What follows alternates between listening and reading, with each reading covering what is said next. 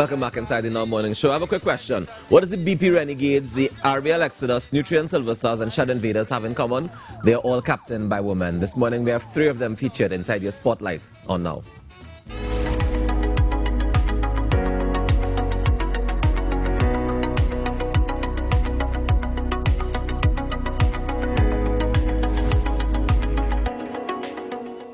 Happy International Women's Day to all women in TNT and across the world. This morning I'm going to be having a powerful conversation with 3 women leaders who are titans of industry in their own fields. Now these women would have also gotten the 2nd, 3rd and 4th place at the Panorama Finals for this year. And so allow me to introduce, of course, Captain of the Exodus Steel Band, Miss Julie Williams, who were the 2nd place winners. Also allow me to send, of course, greetings to Captain of Nutrien Silver Stars, Miss Pouchet, who was the 3rd place winners, and Captain of Shell Invaders, Desiree Myers, who of course captured the 4th place. Ladies, it is an honor to be sitting here among you on this powerful, powerful day. Welcome to the Now Morning Show and happy International Women's Day to you all. Thank you, and same to you. I don't even know where to start.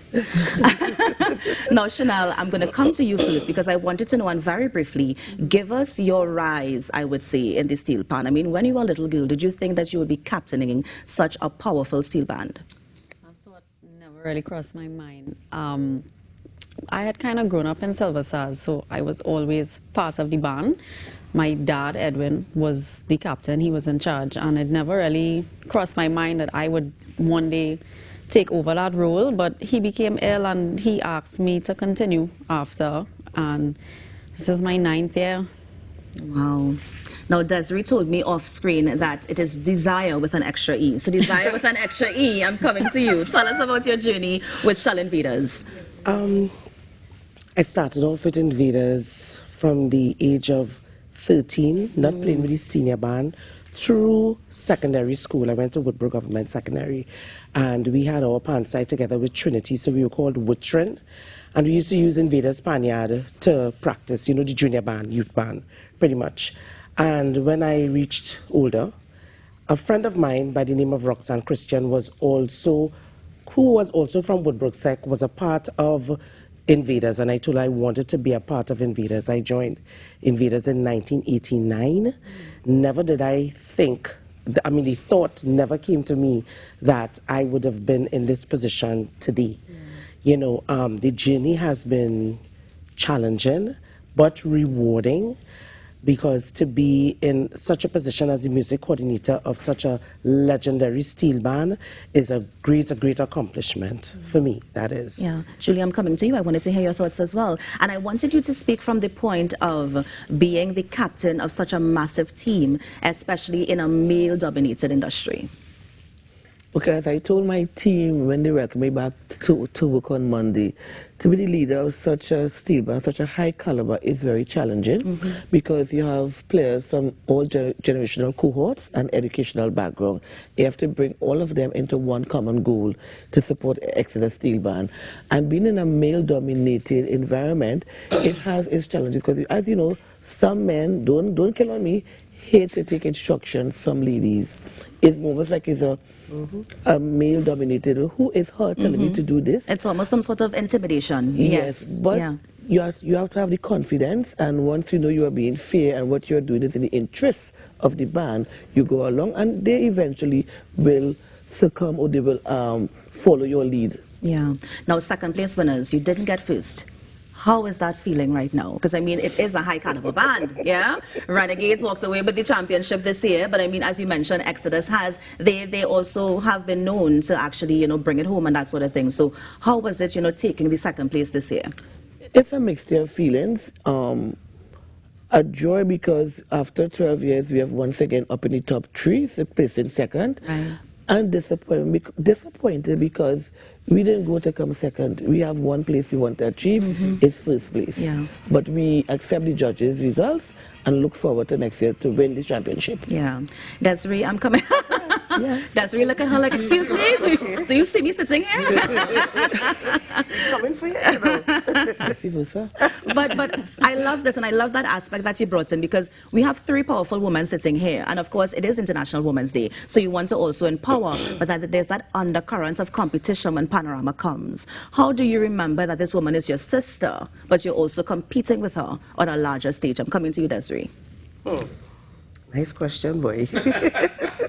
I mean, at the end of the day, it's a love. Right. But you have to understand that it's a competition.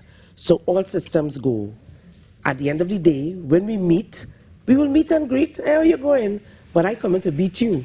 At the end of the day, everybody have that same common goal. You know what I mean? So, I mean, it's not to say that it's a fight, to say that we're fighting, but we fighting. Yes. You understand? Yes. Yeah. I love that. Fighting, but fighting. I love it. Chanel, I'm coming to you because I want us to understand the role of a captain in the steel band. So we know the arrangers, and for me, the arrangers are almost like the directors of a film. They're the one who everybody recognizes. Yeah. Yeah? But we know that there's also a captain backing the team. And so what is the role of a captain in any steel band? Well, in our particular band, and I'm sure with you all as well, as you mentioned, there are so many personalities that you have to bring together. And it's challenging. Yes, It's not always easy. And also, too, being women, as you mentioned, sometimes authority could be mistaken for sometimes maybe aggression. Yeah. And sometimes, as a woman, something that I may say, if a man said it, it may come across like he's a boss, and I may come across like, The other B word. Yes. So, there are its challenges, but our job really and truly is to bring everybody together, like she said, because the band is the most important thing. You want the band to succeed.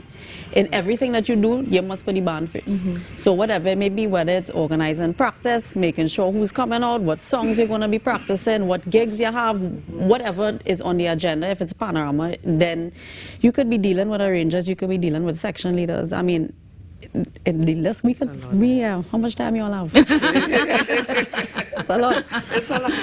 I'll take that for now, because I also want us to touch on the theme of International Women's Day this year, of course, which is digital or digital. How are we ensuring that we include technology with steel pan arranging, whether it be arranging, whether it be corralling everybody together? How are you using, or are you using technology in your steel bands at this point in time? And anybody can take this question first. I mean, definitely. And there is a competition. There's a prize for, which band. So they are promoting that. Everyone has a page, and we all post it. It's kind of like if you were a supporter or a fan or someone who was interested, you could go on and look up and see, anything was going on, from birthdays to, what is the next gig, past playouts, pictures. That's what it is. That's where we're going now. And then we can add to communicate with your membership. Remember, a long time, no one had cell phone, anything like that. But now, you have the WhatsApp group. Everybody, even from the old man who will be 75 years old, he has his cell phone, so he has on the WhatsApp. He may ask you, how to put on the data, how to do this. But they are there, so they are all embracing technology to communicate with any steel band. No longer, even in terms of payment, people have online banking, so even from that aspect and all, the band is moving towards technology. Steel bands are moving, I engage in the technology. Definitely. Sometimes, I mean, it doesn't only have to be Panorama. Outside of Panorama, with us, our arranger, he lives abroad. And sometimes people will pass by the yard and they will want to know, they're hearing this voice, what's going on in the pan yard, and we have him on screen, and we're doing music from abroad. So I mean, we've gotten accustomed to that now, where you sometimes don't have to be there in person, but that's just the way we're going forward. Now everything is digital. One of the interesting things I learned recently is that in the panyard, the arranger will normally call out notes for people to play. But we have somebody, the powerhouse, Dr. Mia Gormandy, who actually scores the music. Are we seeing more scoring of music coming in the panyards now, or are the arrangers still going the traditional way of, okay, give me a C flat, give me a B flat, and everybody learn like that? Well, definitely. They are into the scoring. As a matter of fact, that's how they prepare their music. I don't want to speak for Renegades, but based on what I know, in speaking with Candace, that's how they also operate, as in making sure that Duvon makes makes sure that the music is scored for their band. Our arranger will make sure our music is scored, because at the end of the day, you want reference. You want to go back, should in case, like, if you're getting a little younger, you know, you forget. You understand? I would also it's a combination of the both ways, because Pelham, Dr. Pelham Goddard, he will score, and you have Bijou as the natural talent. So they will come and they will combine and work together. So you still have, because someday you may score something, but when you reach the Panyard, you may have a different vibe. Correct. So you have to have the combination. Exactly. So while, you know, I mean, for all our stateside music, Pelham has it scored. So we could, as Desiree said, as they get younger, you can go back and have this score. You can have a reference. Yes. Yes. Interesting. We definitely, for Panorama, we have two arrangers, Krish and Uji. They work together and they will send a score for us. Marcus will put it down, and then, as you said, when they reach on the spot and the inspiration strikes, and they obviously have parts they want to tweak, or they may have a part they might say, you know, we're going to do the jam. We're going to do this tonight. So, but we do score stage side music as well, and all of our players, the majority of these young kids now are going to UTT, UE, and they are reading music. So it's good to pass on the music throughout the generations without having to wait for somebody to come in the yard and show you the music. You could just send the score. So it works like that too. What we have also been seeing in the Panyards is a lot more women and a lot more young people. What do you think caused that drive? Is it just a general interest? Because I had a very great interest in playing pan, but my mother was like, listen, the Panyard is no place for a young woman. Wow. So we still have some mothers who may hold on to that sort of view, but we're still seeing more women coming into the Panyard. What do you think caused that shift or that interest in pan, especially for females?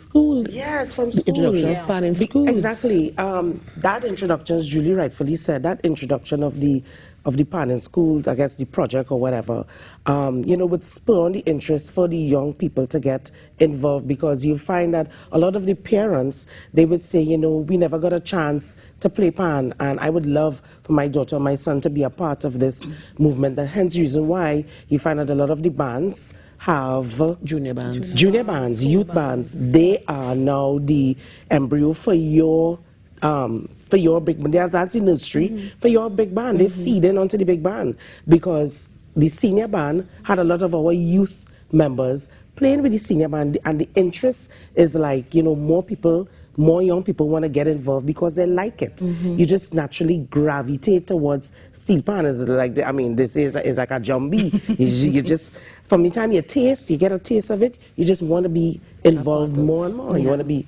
a part of it. I would like to hear your thoughts, Chanel. It's also the bands themselves. You know, we create a kind of atmosphere where, you know, a parent would want to leave their child there and they feel comfortable leaving their kids there. And, you know, it's something that we, in our band, I know we work on, and your bands too. So it starts with the school bands, and it starts with the junior bands, but it also is the atmosphere that you create, the discipline, and making sure it's a safe place where everybody could feel they could come and play pan. Julie. We have extra cups, which is our junior band, and every Saturday from 9 a.m. to 3 p.m. over 100 children. And parents, I mean, want to bring their child there. As Chanel mentioned, the place is safe. Some of the children come, they run, they play, they load their instrument, and what amazes me is how children make friends so easily. And they interact, and they are happy. And who, as a parent, would want a happy environment for your child? And as Desiree said too, is also our nursery that will support our senior band, because a number of the young ones play with the junior band first, and then they gravitate towards the senior band. And even if they don't gravitate, at least they get the exposure of the national instrument. So before we go, ladies, I just wanted to hear your thoughts on the future of pan. We've had the conversation about, you know, pan isn't getting the recognition it needs. I mean, Pan Trinbago killed that basically, because they amount so much in revenue this year from pan. And of course, I think the return of the Greens also sort of brought that revenue into Pan Trinbago. But I wanted to hear your future on pan. Is it that you think pan is going somewhere? Do you think there's a rut that we're in? Just your general thoughts, Julie. I'm coming to you first. I think pan is going somewhere, but I also think the stigma of pan being not self-sufficient needs to still be removed, and we can only do that by our own steel bands, you know, having events and having, doing stuff that will promote pan. And yes, Pan Trinbago is removing that stigma, and all other bands are doing such, having events that will remove that stigma. And as we said, to grow pan is the youth, and we have the youth in growing pan. Yes. So we have that foundation. So I can see pan continue to be a growing force, a social force in this environment where we need it for young persons and for older ones as well. So yes, pan is going somewhere. Desiree. Definitely. I want to support and endorse what it is Julie just said. And like the president of Pan Trimbago, she always uses a term where she said that youth is the springtime of life. And if you look at the junior panorama and the amount of young people that turned out for that, it was, I think, was the biggest event ever. And I said to myself, you know what, people may say that, you know, steel band not going anywhere. It's going a lot of places. Of course, you evolve as you go along. You have a lot of things that you need to do to get things even better. But you see, the young people, they are in a good place, and they are the persons who's going to take the Take it to steel where it band needs to be. to where it needs to go. Yeah. Chanel.